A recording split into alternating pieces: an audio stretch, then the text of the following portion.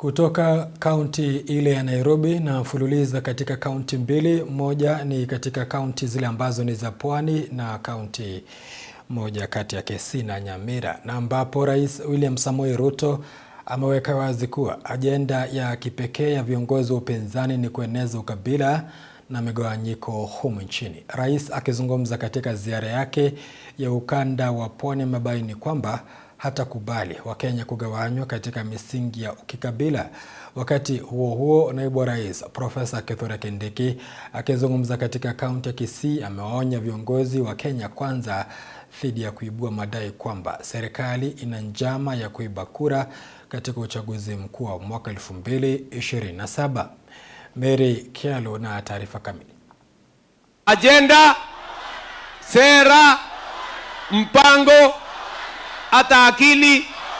Ziara ya siku ya tatu ya Rais William Ruto ukanda wa Pwani ilimpa fursa bora ya kuzidi kuwasuta viongozi wa upinzani. Leo hii akiwahutubia wakazi wa kaunti ya Mombasa, Ruto amebaini kuwa ajenda kubwa ambayo upinzani wameafikia ni kumpa majina ya utani ambayo yanatumika kote mitandaoni. Msikuwe na wasiwasi na wale majamaa wengine wale majamaa hawana mpango bwana.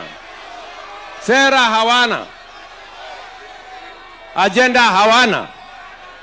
Ati kazi kubwa wamefanya. Ati ile akili yao mahali imefikia. Ati nikunitafutia jina ati Kasongo. Wale watu ni mafala sana bwana. Wale watu wako chini. Sasa niwaulize nyinyi watu wa Mombasa. Mmesikia wale wa jamaa? Mambo ya port hawaelewi. Mambo ya matibabu hawana mpango.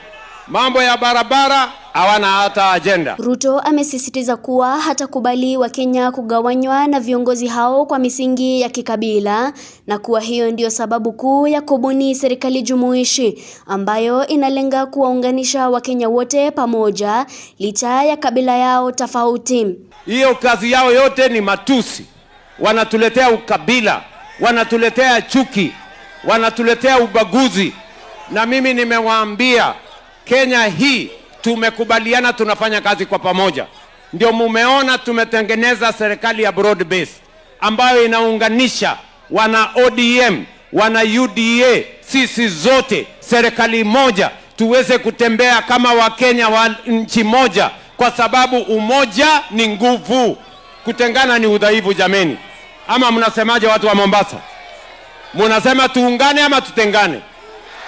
Kwa upande wake, naibu rais Kithure Kindiki na aliyezungumza katika eneo bunge la Kitutu Chache kaunti ya Kisii alitupilia mbali semi kuwa kuna njama ya kuiba kura katika uchaguzi mkuu wa mwaka 2027.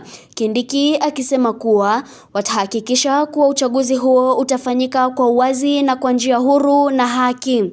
Na mimi nataka niwahakikishia kwamba uchaguzi next year utakuwa wa huru na haki. There will be no interference with the election.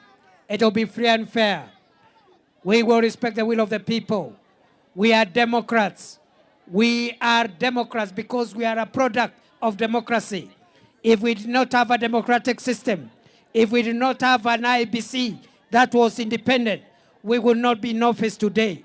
And because we are Democrats, because we are products of democracy, we will do whatever it takes to make sure next year's election is free, fair, transparent, and the will of the people of Kenya will prevail. Mary Kyalo, Undugu TV.